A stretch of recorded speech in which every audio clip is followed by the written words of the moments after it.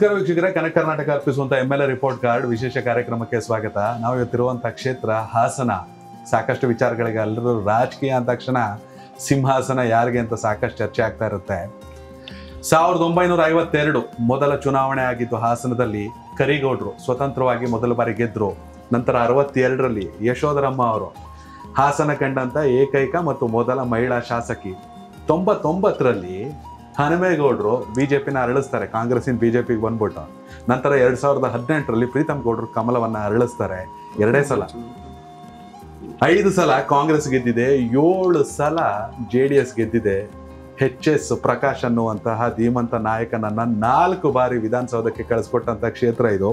2023ರ ಚುನಾವಣೆ ದೇಶದ ಮಟ್ಟದಲ್ಲಿ ಚರ್ಚೆ ಆಗಿತ್ತು. ಹಾಸನ ಪ್ರೀತಮ್ ಗೌಡ್ರ ವಿರುದ್ಧ ಸ್ವರೂಪ್ ಪ್ರಕಾಶ್, HN ಪ್ರಕಾಶ್ ಅವರ ಮಗ ಸ್ವರೂಪ್ ಪ್ರಕಾಶ್ ಗೆದ್ದಿದ್ದಾರೆ. 2 ವರ್ಷ ಆಗೋಗಿದೆ. ಅವ್ರನ್ನ ಕೇಳೋಣ, ಈ ಕಾರ್ಯಕ್ರಮಕ್ಕೆ ಅವ್ರನ್ನ ವೆಲ್ಕಮ್ ಮಾಡೋಣ. ಸರ್, ಕಾರ್ಯಕ್ರಮಕ್ಕೆ ಸ್ವಾಗತ. Thank you sir. ಹೇಗಿದ್ದೀರಾ ಸರ್? ಚೆನ್ನಾಗಿದೆ ಸರ್. ಹೇಗಿದೆ ಹಾಸನ? ನಾನು ಆರಾಮಿದ್ದೀನಿ. ಕಳೆದ 2 ವರ್ಷದಿಂದ ಬದಲಾವಣೆ ಕಂಡಿದ್ಯಾ? ಹೌದು ಸರ್, ಮಾಡ್ತಾ ಇದೀವಿ ಕೆಲಸ. ತಮಗೆ ಗೊತ್ತಿದೆ ಏನೇನು ನಡೀತಾ ಇದೆ ಅಂತ. ಈಗಿನ ಸರ್ಕಾರದಲ್ಲಿ ಯಾವ ಥರ ಅನುದಾನ ಬರ್ತಾ ಇದೆ ಅಂತ ತಮಗೆ ಗೊತ್ತಿದೆ. ಹಾಗೆ ನಮ್ಮ ಒಂದು ಚೌಕಟ್ಟಿನಲ್ಲಿ ನನ್ನದೇ ಅಂತ ಇದರಲ್ಲಿ ನಾನು ಕೆಲಸನ ಮಾಡ್ಕೊಂಡು ಬರ್ತಾ ಇದ್ದೀನಿ. ಶಾಸಕರಾಗದ್ ಕಷ್ಟನಾ, ಶಾಸಕರ ಕೆಲಸ ಮಾಡೋದ್ ಕಷ್ಟನಾ? ಶಾಸಕರಾಗಬೇಕು ಅಂತ ಭಾಳ ಹುಮ್ಮಸ್ಸಿನಿಂದ ಯುವಕನಾಗಿ ಕೆಲಸ ಮಾಡಬೇಕು ಅಂತ ಭಾಳ ಆಸಕ್ತಿಯಿಂದ ಬಂದಿರ್ತೀವಿ. ಆದರೆ ಸರ್ಕಾರದ ಒಂದು ನೀತಿ ನಿಯಮಗಳು ತಮಗೆ ಗೊತ್ತಿದೆ ಹೇಗೆ ನಡೀತಾ ಇದೆ ಸರ್ಕಾರ ಅಂತ.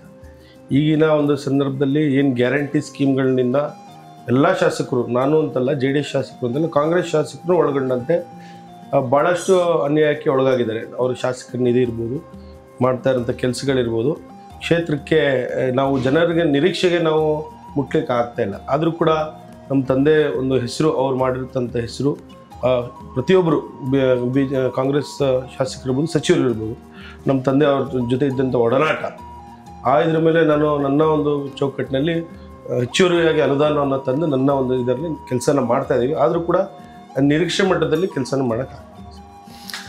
ಬಿಫೋರ್ ಎಲೆಕ್ಷನ್ ಸಿಕ್ಕಿದ್ವಿ, ಆಫ್ಟರ್ ಎಲೆಕ್ಷನ್ ಸಿಕ್ಕಿರಲಿಲ್ಲ.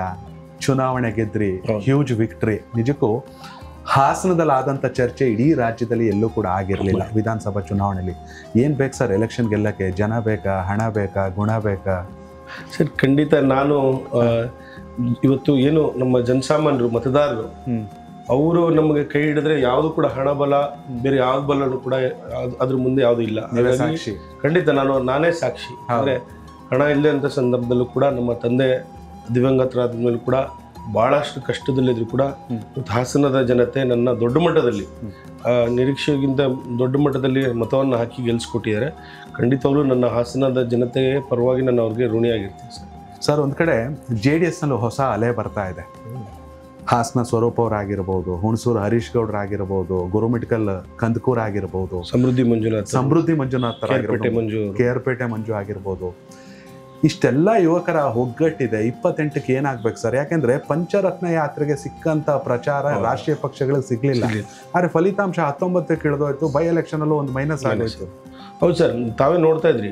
ನಾವು ಪ್ರತಿಯೊಂದು ತಾಲೂಕಲ್ಲೂ ನಮ್ಮ ಸನ್ಮಾನ್ಯ ಕುಮಾರಣ್ಣವರ ಒಂದು ನೇತೃತ್ವದಲ್ಲಿ ಪಂಚರತ್ನ ಏನು ಕಾರ್ಯಕ್ರಮಕ್ಕೆ ಪ್ರತಿಯೊಂದು ತಾಲೂಕಲ್ಲೂ ಕೂಡ ನಿರೀಕ್ಷೆಗಿಂತ ಮೀರಿ ಜನ ಸೇರಂತ ತಾವು ನೋಡಿದ್ವಿ. ಆದರೂ ಎಲ್ಲೋ ಒಂದು ಕಡೆ ನಮಗೆ ಪಕ್ಷಕ್ಕೆ ಭಾಳಷ್ಟು ಹಿನ್ನಡೆ ಆಯಿತು.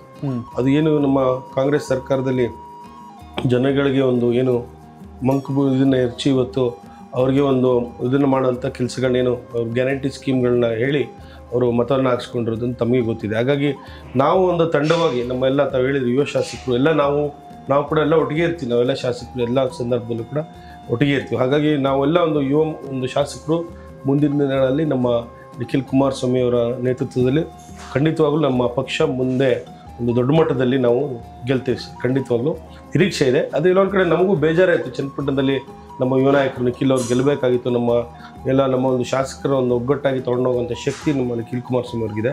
ಆದರೂ ಕೂಡ ಅವರು 3 ಬಾರಿ ಚುನಾವಣೆ ಸೋತರೂ ಕೂಡ ಅವರು ಎದೆಗುಂದಿಲ್ಲ. ಅವರು ಇವತ್ತೂ ಕೂಡ ನಾವು ಇದರಲ್ಲೂ ಚರ್ಚೆ ಮಾಡ್ತಾ ಇರ್ತೀವಿ ಸಿಕ್ಕಿದಾಗ. ಅವ್ರು ಮುಂದಿನ ದಿನಗಳಲ್ಲಿ ಒಂದು ದೊಡ್ಡ ಮಟ್ಟದಲ್ಲಿ ಯುವ ನಾಯಕರಾಗಿ ಮುಂದೆ ಬರೋದ್ರಲ್ಲಿ ಯಾವುದೇ ಕೂಡ ಅನುಮಾನ.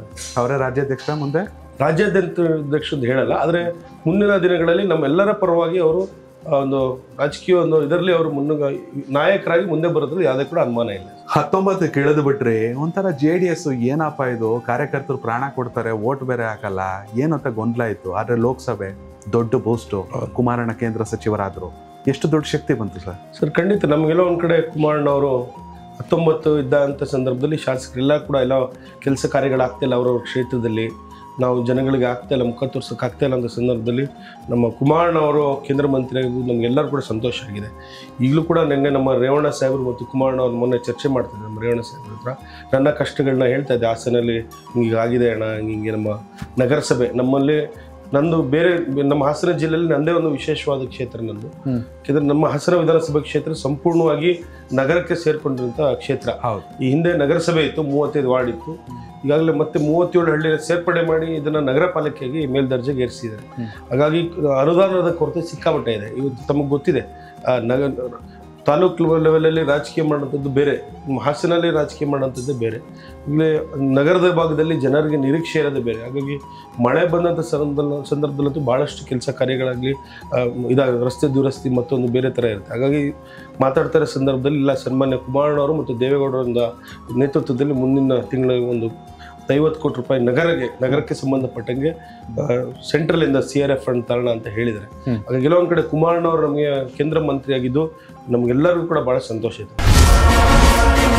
ಕನೆಕ್ಟ್ ಕರ್ನಾಟಕ ಇದು ನಿಮ್ಮ ನೆಟ್ವರ್ಕ್.